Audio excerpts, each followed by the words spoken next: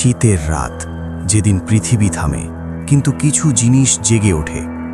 যখন কুয়াশা আলো অন্ধকারের সীমানা মুছে দেয়, যখন পথ নিজেকে ভুলিয়ে ফেলে, আর যে রাস্তায় পা ফেললে ফেরার নাম শুধু স্মৃতি। আজকের গল্প শীতের কুয়াশায় ভৌতিক রাস্তায়, যেখানে মৃত্যু নয়, শুধু মৃত্যুর পরের ঘটনাগুলো ডাক দেয়। শুনুন, কিন্তু সাবধান, আপনার পিছনের জানালা দিয়ে হয়তো কেউ আপনার গল্প শুনছে, আর সে কুয়াশায় ঢাকা হাসি দিয়ে জানাবে, ওই রাস্তায় আমি অপেক্ষা করছি। পৌষ মাস, শীত যেন হাড়ে ঢোকে গেছে। বাতাসে শুকনো পাতার মরমর, চাঁদ কুয়াশার পর্দার আড়ালে, আর গ্রামের ছেঁড়া কুকুরগুলো রাতের তেমনই এক প্রহরে ডাক বন্ধ করে দিয়েছে, যেন কিছু একটা আসছে আর সে ডাক দিতে পারবে না। রহিমের বাড়ি সিলেটের এক প্রান্তে, যেখানে বড় নদী বাঁক নিয়ে চলে গেছে, আর নদীর পাড়ে বাঁশ বনের ভিতর দিয়ে একটা পুরনো রাস্তা যায়। গ্রামের লোকে বলে মরা রাস্তা, কেউ বলে এই রাস্তা আগে শ্মশান যাওয়ার পথ ছিল, কেউ বলে এখানে একদা এক পুরো গ্রাম ডুবে গিয়েছিল বন্যায়। তাদের আত্মা এখনও এই রাস্তায় পথ খুঁজে বেড়ায়, কিন্তু কেউ কখনো স্পষ্ট করে বলে না কেন।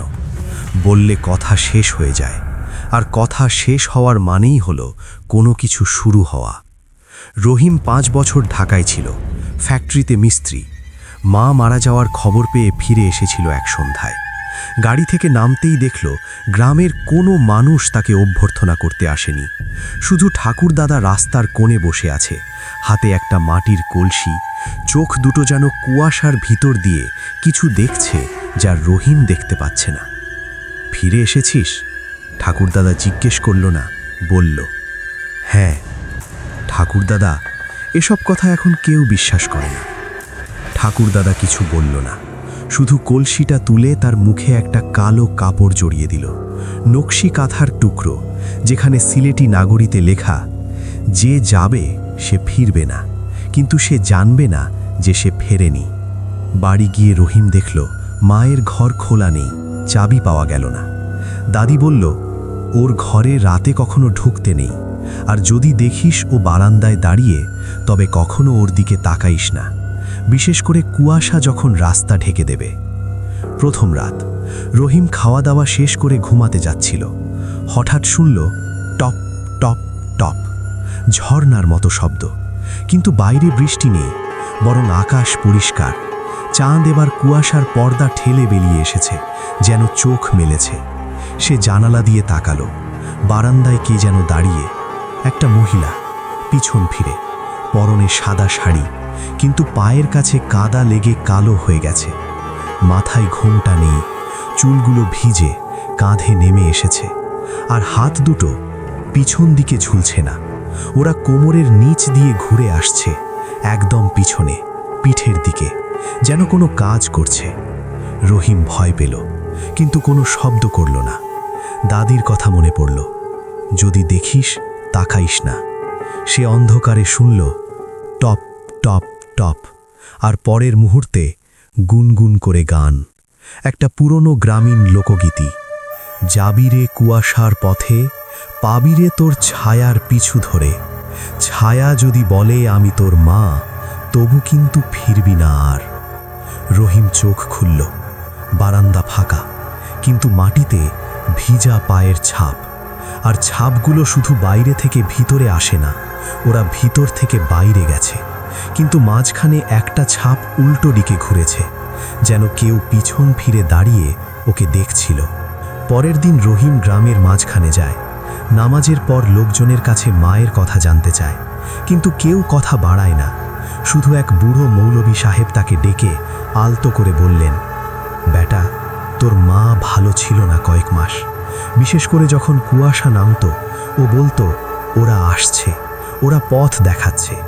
আমি তাবিজ দিয়েছিলাম, কিন্তু ও বলেছিল তাবিজ কাজ করবে না, কারণ ওরা আমার নিজের ডাকে আসছে।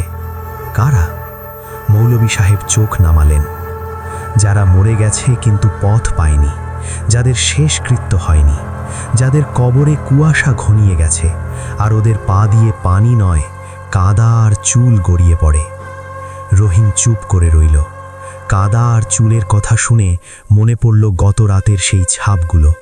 কাদা তো ছিলই, কিন্তু ছাপের কিনারে যেন কিছু লম্বা চুলের আঁশ লেগেছিল। সে বাড়ি ফিরে মায়ের পুরনো ডায়েরি খুঁজতে শুরু করল। আলমারির তলায় একটা কাঠের বাক্সে ঢাকনার নিচে একটা নকশি কাঁথা জারানো অবস্থায় পেল একটা খাতা। খাতার পাতা ভিজে যাওয়া, কালি মিলিয়ে গেছে কিছু জায়গায়, যেন কেউ কাঁদতে কাঁদতে লিখেছে। প্রথম লেখা, 12 পৌষ, রবিবার। আজ আবার সেই রাস্তা দেখলাম। কুয়াশা নামার আগেই পা জমে গেল। পথের ডান দিকে বাঁশবন, বামে কাদামাটির খাল, কিন্তু আগে এ খাল ছিল না।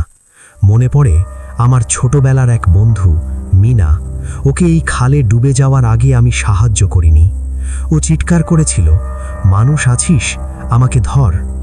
আমি দৌড়ে এসেছিলাম, কিন্তু তখন কুয়াশা এত ঘন ছিল যে ওকে দেখতে পাইনি। শুধু শুনেছিলাম, তুই ফিরবি না, কিন্তু তোর মা ফিরবে। আজ রাতে আবার সেই কথা শুনলাম।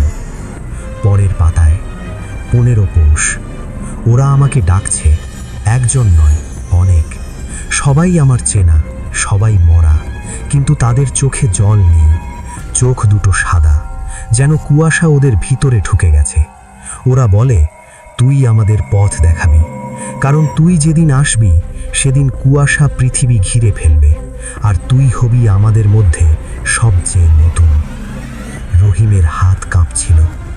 মিনা, সে কখনো শোনেনি মায়ের কাছে এ নাম। পরের পাতায় শুধু একটা আঁকা, একটা রাস্তা, বাঁশবন, খাল, আর রাস্তার মাঝখানে দাঁড়িয়ে একটা ছোট্ট মেয়ে। পেট ফুলে আছে, চোখ দুটো বন্ধ, হাতে একটা কাঁচের বোতল, ভিতরে কুয়াশা ভরা। নিচে লেখা, মিনা এখন কুয়াশার দূত। ও পথ দেখায়, আর যে পথ ধরে সে কখনো ফেরে না, কিন্তু সে নিজেকে ফেরা বলে ভাবে। 3 দিন পর গ্রামে আবার কুয়াশা নামল। এবার দুপুর থেকেই আকাশ যেন ধূসর কাপড় দিয়ে ঢাকা। পাখিরা ডানা মেলে বসে রইল, যেন কোনো বাতাস নেই। রহিম বাজার থেকে ফিরছিল। মোবাইল নেটওয়ার্ক চলে গেছে। দুজন ছেলে তাকে থামিয়ে বলল, ভাই, আজ রাতে চৌধুরী বাড়ির গাছটায় আবার ফুল ফুটবে। সে ফুল যেদিন ফোটে সেদিন মরা রাস্তা খুলে যায়। কি ফুল? লাল কদম, কিন্তু 5 পাপড়া নয়, 4, আর ভিতরের গুচ্ছ যেন চোখের মতো। রহিম হাসল, কিন্তু রাত হতেই সে দেখল বাড়ির ছাদ থেকে চৌধুরী বাড়ির দিকে তাকালে গাছটার ডালে কিছু একটা লাল কালো জিনিস ঝুলছে। বাতাস নেই, কিন্তু গাছ দুলছে। নিচে মাটিতে ছোট্ট পায়ের ছাপ, আঙুল 4টে। রাত 10টা, বাড়িতে লাইট চলে গেল। জেনারেটরও শুরু হলো না। বাইরে কুয়াশা এত ঘন যে বারান্দার রেলিং পর্যন্ত দেখা যাচ্ছে না। হঠাৎ টক টক টক, দরজায় কে যেন নখ দিয়ে আঁচড়াচ্ছে। রহিম ডাকল, কে? কোনো জবাব নেই, শুধু একটা গলা, অতি সূক্ষ্ম, অতি নরম, বলল, আম্মু ডাকছেন, তুমি কেন যাচ্ছ না? সে দরজা খুলল না, কিন্তু দরজার নিচে দিয়ে একটা ছোট্ট হাত এসে লাগল। কালো নখ, ত্বকে ফাটল, আর আঙুলে একটা নীল সুতোর চুড়ি, যেরকম সিলেটের গ্রামে মৃত শিশুদের হাতে পরানো হয়। রহিম পিছিয়ে গেল। তখন শুনল গুনগুন করে গান, কিন্তু এবার গানটা আলাদা। 4 পায়ের মিনা আসে, কুয়াশার বোতল হাতে নিয়ে। যে রাস্তায় পা ফেলবে সে কবর থেকে বেরিয়ে আসবে, কিন্তু মনে করবে সে এখনো বেঁচে। সে ঘরের আলমারি থেকে মায়ের তাবিজটা বের করল। কালো কাপড়ে মোড়ানো, ভিতরে সূরা ইয়াসিনের অংশ, আর একটা ছোট্ট কাঁচের শিশি। ভিতরে কিছু নেই, শুধু কুয়াশার মতো ধোঁয়াটে বাষ্প। তাবিজ হাতে নিয়ে সে দরজা খুলল। বাইরে কুয়াশা যেন জীবন্ত। একটা ছোট্ট মেয়ে দাঁড়িয়ে, পেট ফুলে, মুখে হাসি নেই, কিন্তু ঠোঁট দুটো খোলা বন্ধ হচ্ছে। হাতে কাঁচের বোতল, ভিতরে কুয়াশা ঘুরছে, যেন কোনো জীব শ্বাস নিচ্ছে। মিনা, ও বলল, কণ্ঠ যেন পানির নিচ থেকে আসছে, তুমি আসছো? তোমার আম্মু অপেক্ষা করছে। ও বলেছে ওর ছেলে তো চেনে, ও নিজের ছায়াকে চেনে না। রহিম তাবিজ উঁচু করল, কিন্তু মিনা হাসল। মুখ খুলে যাওয়ায় ভিতরে শুধু কালো গর্ত, কোনো জিভ নেই, কোনো দাঁত নেই। তাবিজ কাজ করবে না, কারণ তুমি এখন থেকে আমাদের পথের মানুষ। তুমি মরনি, কিন্তু তুমি মৃতদের মাঝে হাঁটছ।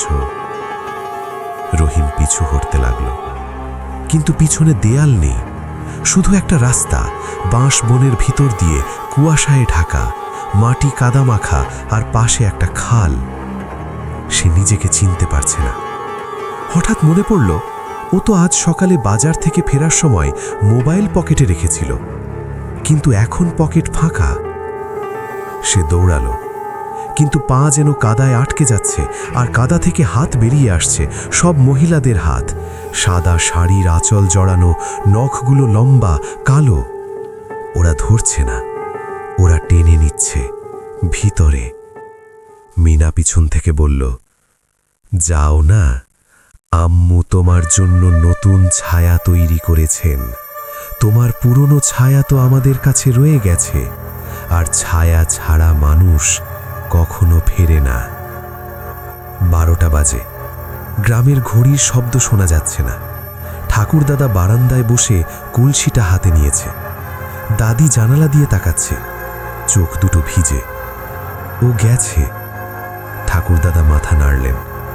হ্যাঁ, কুয়াশার রাস্তা ওকে নিয়ে গেছে, কিন্তু ও নিজে জানবে না। ও কল্পনা করবে যে ও ফিরে এসেছে, আর সবাই ওকে দেখে চুপ করে থাকবে, কারণ যে মরা রাস্তা ধরে ফেরে সে আর কখনো কাউকে স্পর্শ করতে পারে না। ওর হাত ছুলে মানুষের শরীরে কুয়াশা ঢুকে যায়। দাদি জিজ্ঞেস করল, তবে কি ও আবার আসবে? ঠাকুরদাদা কলসিটা খুললেন। ভিতরে কিছু নেই, শুধু এক ফোঁটা জল, যা কুয়াশার মতো ধীরে ধীরে বাষ্প হয়ে উঠছে। হ্যাঁ, প্রতি বছর পৌষের শেষ রাতে, যখন কুয়াশা সবচেয়ে ঘন হবে, তখন ও আসবে, ছায়াহীন, কিন্তু নিজেকে বেঁচে ভাববে। আরও বলবে, আমি ফিরে এসেছি। আমরা বলবো, হ্যাঁ ফিরে এসেছিস, কিন্তু কেউ ওর হাত ধরবে না, কেউ ওর সাথে খাবার খাবে না, কারণ ওর খাবার কুয়াশা, ওর ঘুম কবরের মাটি, আর ওর শ্বাস ওদের, যারা ওর আগে গেছে। হঠাৎ বাইরে থেকে কে যেন ডাকল, আমি ফিরে এসেছি। কণ্ঠ রহিমের, কিন্তু কিছুটা টানা, কিছুটা ভিজে, যেন পানির নিচ থেকে আসছে। দাদি কাঁদতে কাঁদতে দরজা খুলল। সামনে রহিম, কাপড়গুলো ভিজে, চুল কাঁধে, চোখ দুটো স্বাভাবিক, কিন্তু পায়ে কোনো জুতো নেই, আর পা দুটো থেকে কাদা আর চুল গড়িয়ে পড়ছে। আম্মু কোথায়? সে জিজ্ঞেস করল।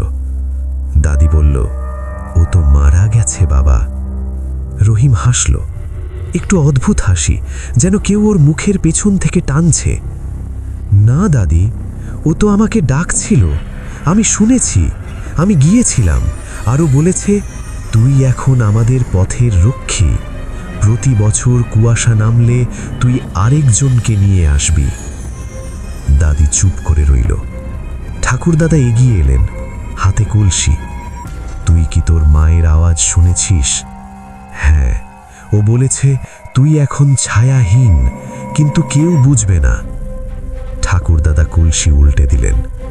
ভিতর থেকে সেই এক ফোঁটা জল মাটিতে পড়ল, কিন্তু জল শুকালো না, বরং কুয়াশায় পরিণত হয়ে ধীরে ধীরে উঠে গেল রহিমের দিকে, আর ওর পা জড়িয়ে ধরল। তুই ফিরে এসেছিস, ঠাকুরদাদা বললেন, কিন্তু তুই কি জানিস তোর পিছনে কেউ নেই?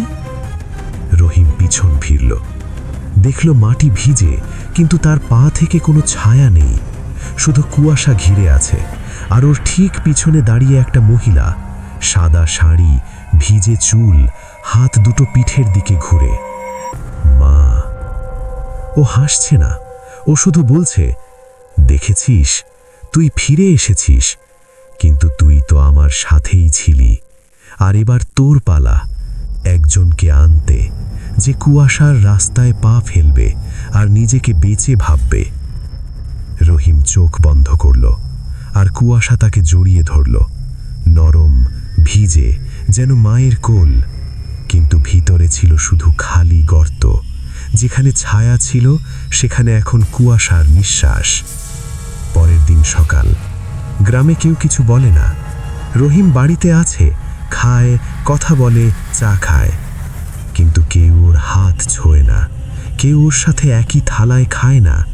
আর রাতে যখন ও ঘুমায়, ওর মাথার নিচে বালিশে কাদা লেগে থাকে, আর পাশে একটা কাঁচের বোতল, ভিতরে কুয়াশা ঘুরছে।